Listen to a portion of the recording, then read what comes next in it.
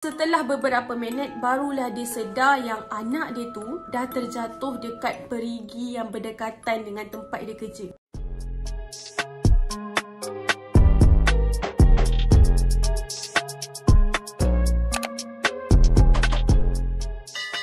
Hi guys, Assalamualaikum. Welcome back to my YouTube channel.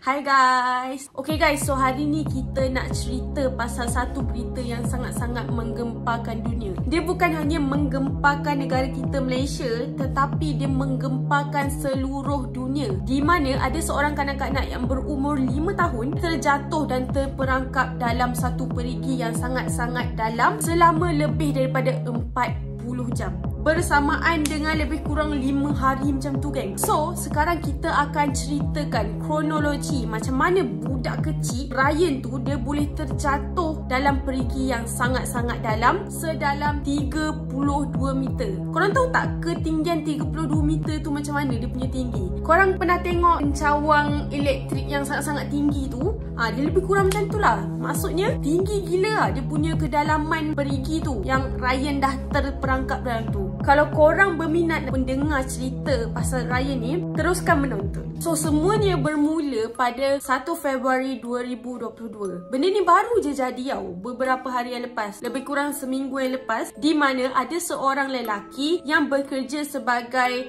repair perigi. Dia membaiki perigi dekat area Morocco dekat Arab sana. Aku tak sure dekat mana, tapi dia belah Arab sana lah. And then, satu hari, lelaki itu mendapat satu kerja. Dia dapat job lah dekat area kampung dia, tak jauh daripada kampung dia, yang bernama Kampung Igran di Maghribi, Morocco. Lepas dia terima job tu, dia pun pergilah ke tempat itu. Tetapi dia membawa anak dia yang bernama Ryan. Anak dia tu baru je berumur 5 tahun. Dan dia bawalah anak dia pergi tempat kerja dia kan. Aku tak sure lah, mungkin mak dia busy ke apa, aku tak sure. Tapi dia memang bawa anak dia pergi kerja waktu tu. So, bila dia sampai je dekat area perigi tersebut, dia pun start buat kerja. Dan anak dia yang Ryan tadi bermain-main lah macam biasalah budak-budak kecil kan. Dia bagilah anak dia tu main dekat area-area perigi tu. Tak lama kemudian dia baru sedar anak dia ni tiba-tiba hilang. Dia pun pelik. Padahal tadi suara anak dia tu bukan main kuat lagi, riuh lagi kan, main dekat area di situ. So, jerit lah nama Ryan. Ryan. Tapi tak ada sahutan. Anak dia tu diam je.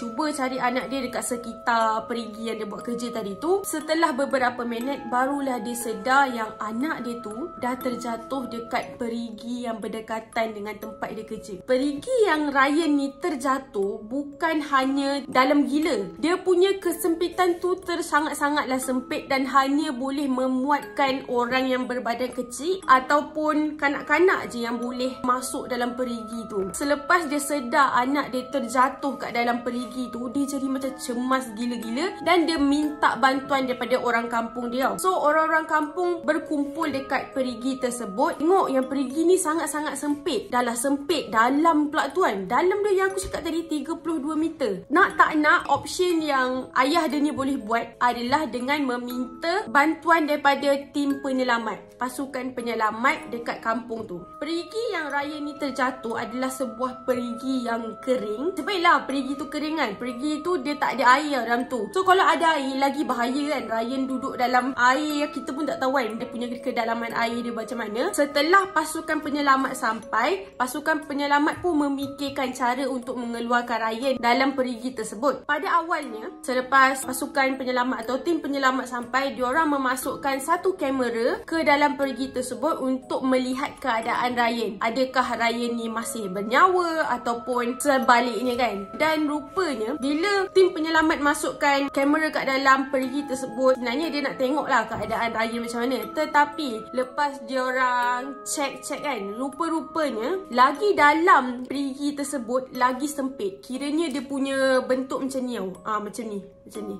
Dia bukan lurus macam ni. Makin dalam, makin sempit lah perigi yang Ryan terperangkap tu. Tim penyelamat memikirkan pelbagai cara untuk menyelamatkan Ryan. Dan pada mulanya, diorang nak menggunakan salah seorang daripada pasukan penyelamat menggunakan tali dan masuk ke dalam perigi tersebut, mengangkat Ryan keluar daripada lubang. Tetapi bila diorang fikir balik kan, disebabkan perigi itu terlalu sempit, so jadinya dia punya perancangan untuk masukkan seorang penyelamat tak berjaya. raya. Lepas daripada tu, diorang fikir cara lain lah, alternatif lain. Diorang cuba untuk membesarkan lubang perigi tersebut so that diorang boleh keluarkan Ryan lah dekat situ. Tapi ada kelemahan lah dengan cara tu. Bila mana kalau diorang mengorek lagi perigi tu, diorang takut tanah-tanah yang diorang korek tu akan terhakis dan tanah-tanah yang jatuh dekat bawah tu terkena kat Ryan dan tertimbus. Diorang takut keselamatan Ryan akan lebih teruk lah kalau diorang buat benda macam tu. Akhir sekali diorang fikir the last option adalah diorang kena korek tanah dekat bahagian sebelah perigi yang Ryan jatuh tadi. Waktu diorang korek tanah dekat bahagian sebelah perigi tu, diorang kena sangat-sangat berhati-hati sebab diorang takut akan jadi tanah runtuh dekat area tersebut dan akan membahayakan nyawa Ryan dan juga nyawa pasukan penyelamat dekat situ. Diorang terpaksa mengorek lubang jauh sikit lah daripada lubang perigi yang Ryan terperangkap tadi. Sementara diorang menyelamatkan Ryan, tim pasukan penyelamat telah membekalkan pelbagai usaha untuk memastikan Ryan masih selamat. Antaranya diorang bagi bekalan oksigen dan diorang bagi makanan dan segala jenis bantuan dekat Ryan yang terperangkap dekat dalam perigi tersebut. So selama 5 hari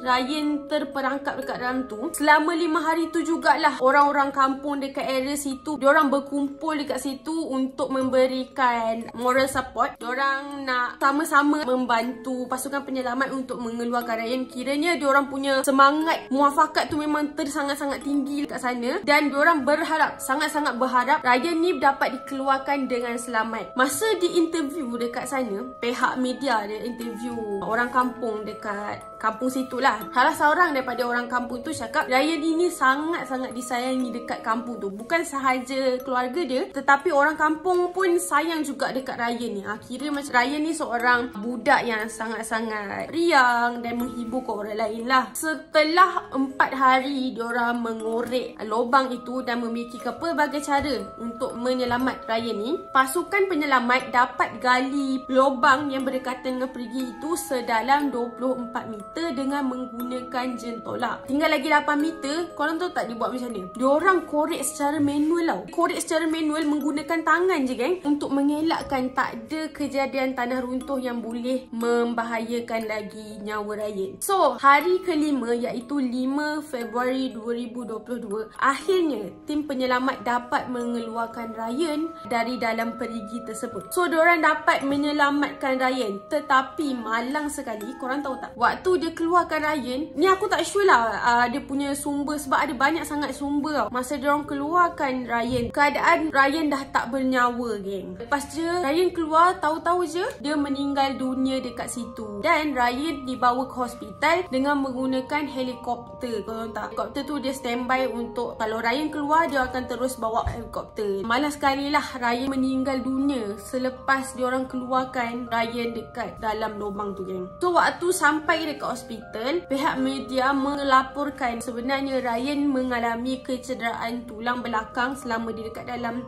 perigi tu. Kepala dia retak dan juga dia menghadapi keretakan tulang yang sangat-sangat serius. Kesian gila geng. Aku tak boleh bayangkan perasaan keluarga dia. Yelah, kau bayangkanlah, diorang memang tak sangka lah benda-benda macam ni boleh jadi. Dan benda ni menggemparkan satu dunia geng. Satu dunia menantikan kabar baik daripada tim-tim penyelamat ni. So pengajaran dia kat sini kepada ibu bapa yang mempunyai anak-anak, jagalah anak korang. Sebab anak-anak ni diorang tak boleh nak fikir secara rasional. Yang diorang tahu nak main je. Tapi kita still kena beri perhatian yang penuh dekat anak kita. Jangan lalai, okay? Kita doakan yang terbaik untuk keluarga arwah Ryan ni. Sedekahkan Al-Fatihah untuk arwah Ryan dan juga keluarga Ryan. So guys, aku rasa itu sahaja untuk video kita hari ni. Macam biasa, kalau korang suka video aku, jangan lupa tekan like dan jangan lupa tekan subscribe. Jaga diri and always stay safe.